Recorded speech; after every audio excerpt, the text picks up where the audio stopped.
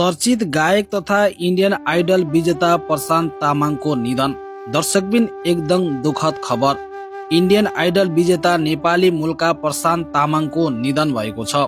उनको दिल्ली स्थित आफ्नै निवासमा निधन भएको चलचित्रकर्मी राजेश घतानीले बताएका छन्। प्रशान्त तामाङले भारतीय रियालिटी शो इन्डियन आइडल जित्दा नेपाल तथा विदेशमा रहेका नेपालीहरूले राम्रो समर्थन गरेका थिए। त्यस लगतै नेपाल आएका प्रशान्त तामाङले नेपाली चलचित्रमा अभिनय गर्नुका साथसाथै थुप्रै नेपाली गीतहरू गाएका छन्। आफ्नो आवाज र प्रतिभाबाट लाखौं दर्शक तथा श्रोताहरूको मन जित्न सफल भएका गायक प्रशान्त तामाङको निधन भएसँगै नेपाली संगीत क्षेत्रलाई ठूलो क्षति पुगेको छ। गोर्खा पल्टन लगायतका चलचित्रमा सुन्दर अभिनय गर्दै दर्शकहरूको मन जितेका प्रशान्त तामाङ गीत संगीत मार्फत पनि नेपालीहरूमा निकै परिचित बनेका थिए। नेपालीहरूले देश तथा विदेशमा आयोजना गर्ने विभिन्न सांगीतिक कार्यक्रमहरूमा समेत प्रशान्त तामाङको उल्लेखनीय माग रहेको थियो।